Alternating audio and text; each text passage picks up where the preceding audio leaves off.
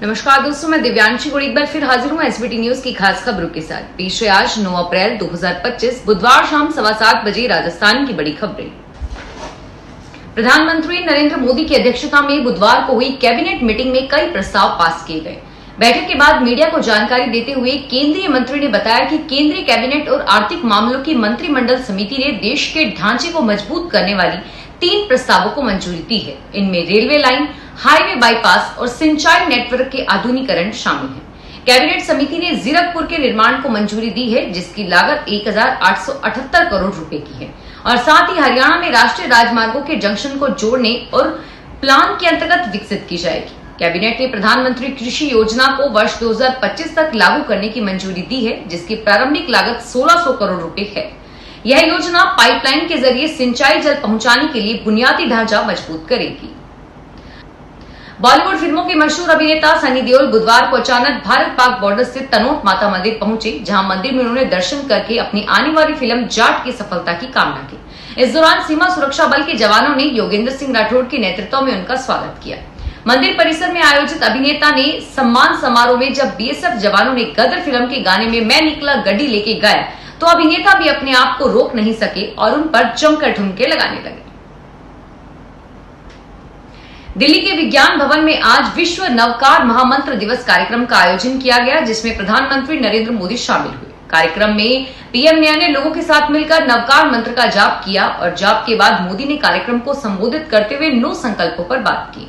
प्रधानमंत्री ने कहा कि मैं नवकार महामंत्र की आध्यात्मिक शक्ति को अब भी अपने अंदर महसूस कर रहा हूं। उन्होंने कहा कि नवकार मंत्र नई पीढ़ी के लिए नई दिशा है। संबोधन को विराम देते हुए उन्होंने कहा कि मैं जैन समाज मुनि महाराज को भी नमन करता हूं। राजस्थान में जारी भीषण हीट वेव और उष्ण रात्रि के दौर से थोड़ी राहत मिलने वाली है। आसमान से बरसती आग से आमजन त्रस्त हैं। वहीं मौसम विभाग ने अगले 24 घंटे में एक पश्चिमी विक्षोभ सक्रिय के संकेत दिए हैं, जिससे 10 अप्रैल को बीकानेर और जोधपुर संभाग के कुछ भागों में मेघ गर्जन के साथ ही आंधी चलने की संभावना है। आंधी बारिश के असर से आगामी 24 घंटे के दौरान तापमान में 4 डिग्री गिरावट दर्ज करने की आशंका है। आगामी 14-15 अप्रैल को फिर से तापमान में बढ़ोतरी होने और दक्षिणी पश्चिमी राजस्थान में एक और नया हीट वेव शुरू होने की संभावना है। राजस्थान में नेता प्रतिपक्ष टीकाराम जूली जिस राम मंदिर में गए, उसे तत्कालीन बीजेपी नेता ज्ञानदेव आहूजा द्वारा गंगा जल से धोने के मामले को कांग्रेस ने मुद्दा बना लिया। राहुल गांधी के समर्थन में उतर आए हैं और राहुल गांधी और कांग्रेस ने सोशल मीडिया पर इस मामले से जुड़ी वीडियो डालते हुए कहा कि राहुल गांधी ने मंदिर को गंगा जल से धोने की वीडियो को शेयर करते हुए बीजेपी पर हमला बोला है। राहुल गांधी ने लिखा कि ये बीजेपी की दलित विरोधी एक और उदाहरण है। बीजेपी लगातार दलितों को अपमानित और संविधान पर आक्रमण करती ही आ रही है। भारतीय आरबीआई के गवर्नर संजय मल्होत्रा ने बुधवार को मौद्रिक नीति समिति की बैठक के बाद बताया कि दुनिया भर में चल रहे टैरिफ वॉर के कारण विभिन्न क्षेत्रों का परिदृश्य धुंधला गया है। मल्होत्रा ने कहा कि इससे दुनिया में विकास दर को नई चुनौतियां पैदा होने का जोखिम बढ़ गया है। भारत पर अमेरिका के जवाबी टैरिफ के प्रभाव पर आरबीआई गवर्नर ने कहा कि देश के निर्यात पर इसका नकारात्मक प्रभाव पड़ेगा। चालू वित्त वर्ष के लिए पहली एमपीसी बैठक के बाद आरबीआई के गवर्नर ने कहा कि वैश्विक अनिश्चितताओं के कारण वस्तुओं के निर्यात पर दबाव दिख सकता है और वहीं सेवाओं के निर्यात में लचीलापन रहने की उम्मीद है। दुनिया भर के बाजार में गिरावट का जोखिम भी बढ़ सकता है।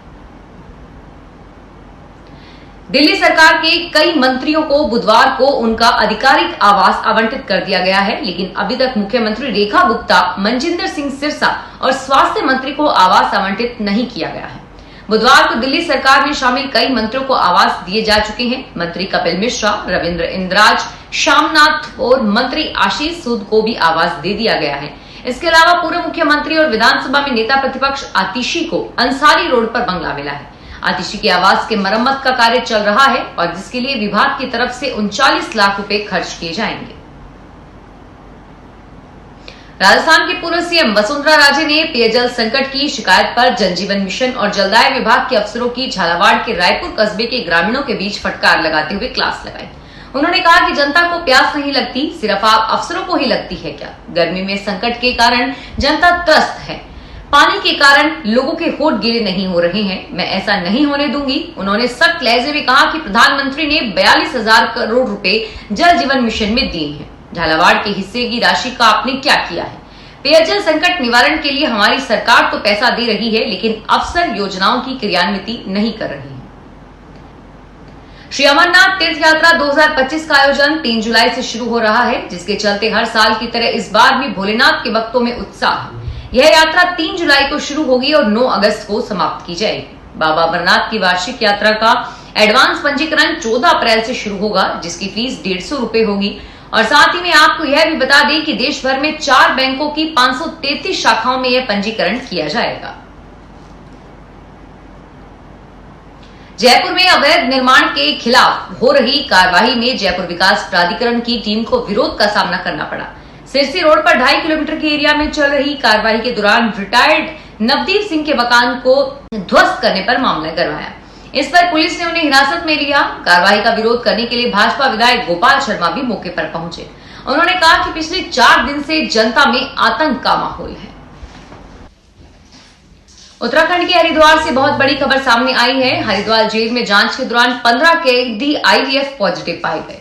केंद्रों के पॉजिटिव मिलने के बाद हड़कंप मच गया। जेल प्रशासन की ओर से एहतियात HIV पॉजिटिव को अलग अलग किया गया है। इसी के साथ ही जेल प्रशासन ने जेल परिसर में सतर्कता बढ़ा दी है। जेल प्रशासन के अनुसार कैदियों का ब्लड टेस्ट किया जा रहा है। जेल प्रशासन की ओर से सभी HIV पॉजिटिव कैदियों को अलग अलग बैरक में शिफ्ट किया जा चुका है। बताया जा रहा है कि सभी HIV पॉजिटिव का स्वास्थ्य विभाग की टीम द्वारा इलाज भी किया जा रहा है।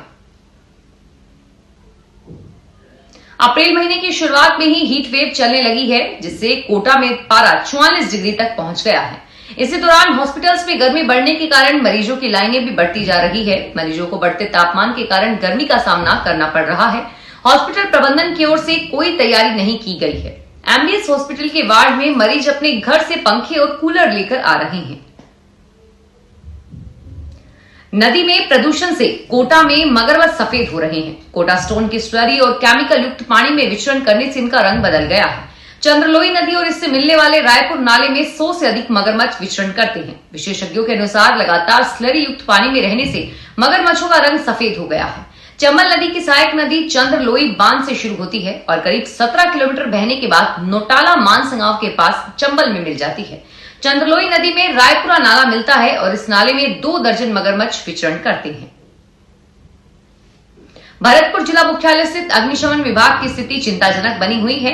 आग लगने की स्थिति में लोगों की जान माल की सुरक्षा के लिए जिम्मेदार विभाग खुद संकट में नजर आ रहा है।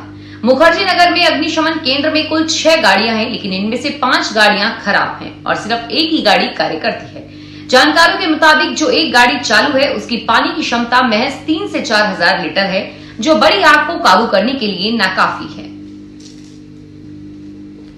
यमुना जल समझौते के तहत राजस्थान और हरियाणा की टास्क फोर्स तेजी से काम कर रही है। इस टास्क फोर्स की दूसरी बैठक 25 अप्रैल को प्रस्तावित है, जो हथनी कुंड पर आयोजित होगी।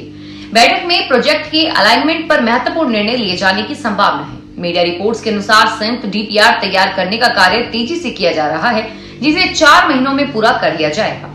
इस परियोजना का उद्देश्य शेखावटी क्षेत्र के 3 जिले सूकर, झुंझुनू और चूरू को यमुना का जल उपलब्ध करवाना है। इस योजना को अच्छा बनाने के लिए हर पहलू का अध्ययन किया जाएगा और इस प्रोजेक्ट से राजस्थान को जल संकटग्रस्त क्षेत्रों को बड़ी राहत मिलने की उम्मीद है। फिलहाल इस बुलेटिन में इतना ही और फिर हाजिर होंगे तमाम बड़ी खबरों के साथ। धन्यवाद।